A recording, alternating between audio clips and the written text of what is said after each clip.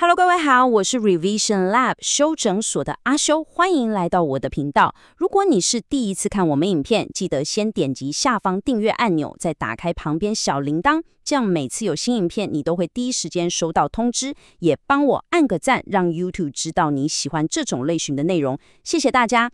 我們現在正式開始。好，今天我們要來聊一個文學裡，甚至可以說是所有創作領域最核心的一個大哉問。這問題其實很古老，源頭來自《易經》，裡面有句話是這樣說的：“作易者，其有憂患乎？”這句話翻譯成白話就是：寫出《易經》這本經典的人，他心裡是不是藏着非常巨大的煩惱跟憂患啊？這句話其實也問出了所有偉大創作背後那個最根本的秘密。你有沒有想過，為什麼不論是音樂、文學還是電影，那些最能打動我們，甚至流傳千古的作品，背後好像總有那麼一點悲傷或掙扎的影子？這到底是巧合，還是說痛苦真的是創作必備的燃料？這個問題早在幾千年前的中國就已經有兩條完全不同的路徑在探索它了。今天我們就要順着這兩條路線，一起來解碼中國詩歌最底層的基因。在開始之前，我們要先搞懂一個關鍵詞，叫做憂患意識。這個憂患啊，它不只是我們平常講的難過 sad 而已。有學者分析，這個概念是從周朝開始的，那是一場巨大的文化轉變。你想想看哦，在更早的商朝，大家覺得人的命運是神決定的，有事就去拜拜、去占卜。可是到了周朝，出現了一個新的想法，叫做天命彌長，唯德是輔。意思是說，老天爺只會幫助有德性的人。這代表什麼？這代表人類第一次意識到，我的命運，我的行為，我要自己負責了。當這種責任感出現，當你必須靠自己的力量去解決問題，但偏偏又還沒成功的時候，那種巨大的心理壓力就是憂患。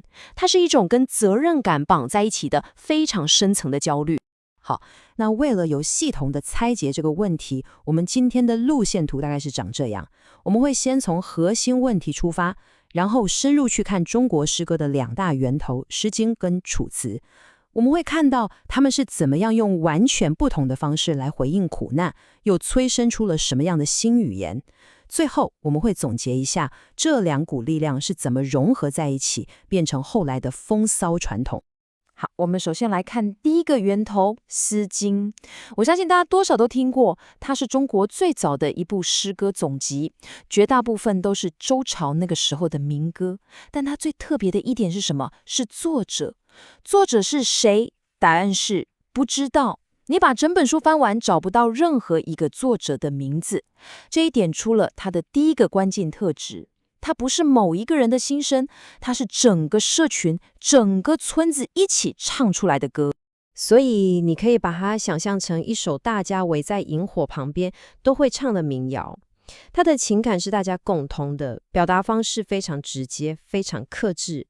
它不跟你玩什麼華麗的文字遊戲，而是用最樸實的語言去描寫當時人們的生活、愛情、工作還有煩惱。它的力量就來自於那種原來你跟我有同樣的感受的共鳴。我們直接來看個例子，會更有感覺。有一首詩叫《亳州》，這首詩從古到今有兩種最主流的解讀。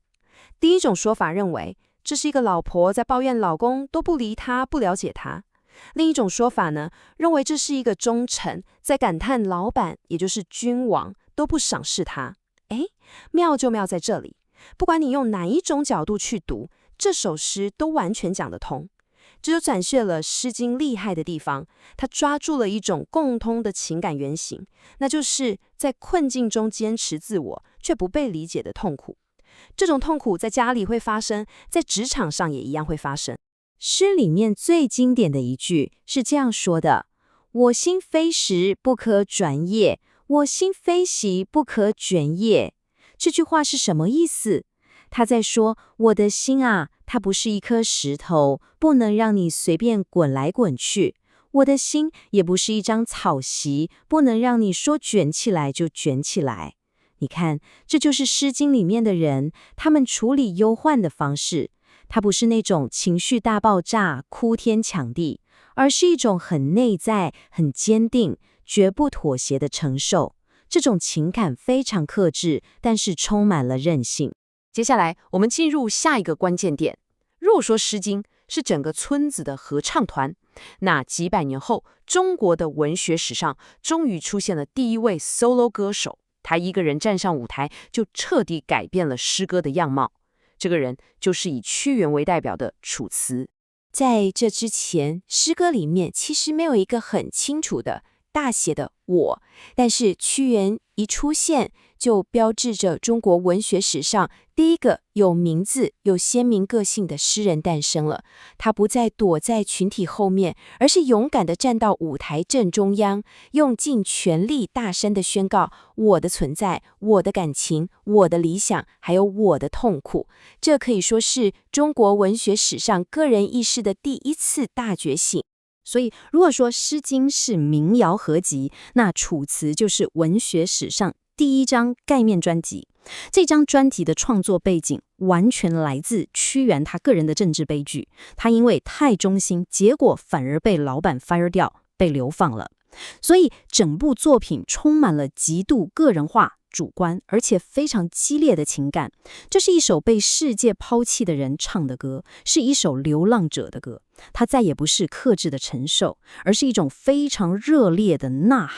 在《楚辭》裡，尤其是他的代表作《離騷》裡面，我們可以看到一個很清楚的情感發展軌跡。通常一開始，詩人會不斷強調自己有多棒、多純潔，他會用各種香草來裝飾自己。再來，他會開始控訴，說這個世界都誤會我、誹謗我、排擠我。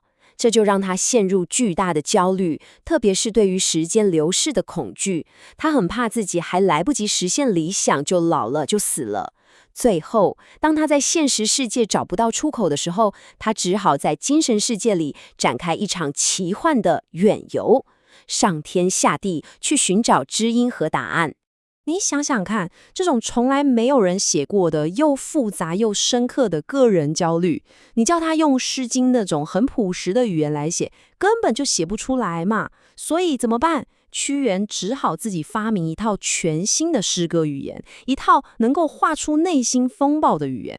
這套新語言最核心的玩法就是象徵，這跟《詩經》那種寫實的風格完全是兩回事。在《楚辭》裡面，東西不再只是它字面上的意思。比方說，當你讀到香草，你不要真的以為他在講花花草草，它其實是象徵詩人自己高貴的人格。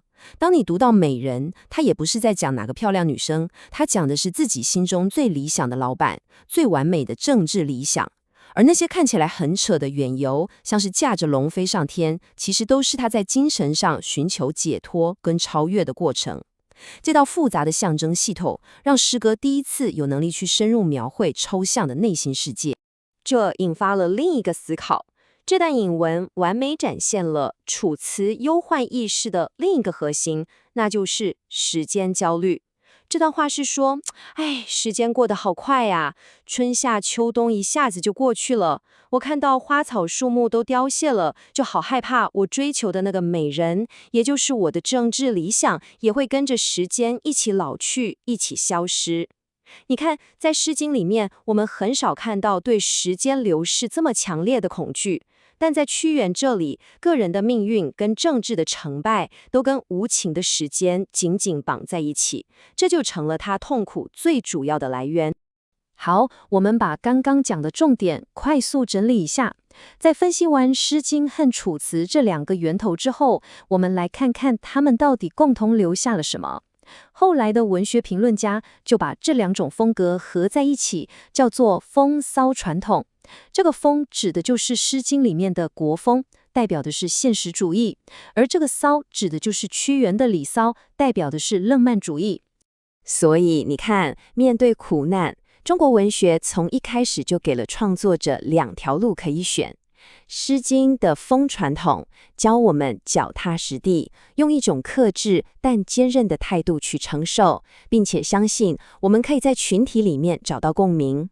而楚辭的騷傳統則開了另一條路，就是當現實世界讓你失望透頂的時候，你可以退回到自己的內心世界，透過想象力，透過象徵，在精神層面去尋求超越跟不朽。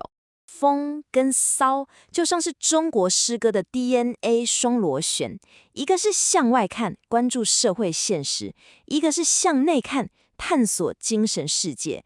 一個是入世的，一個是出世的。這兩者不是誰比較好，誰比較差，它們是一種互補。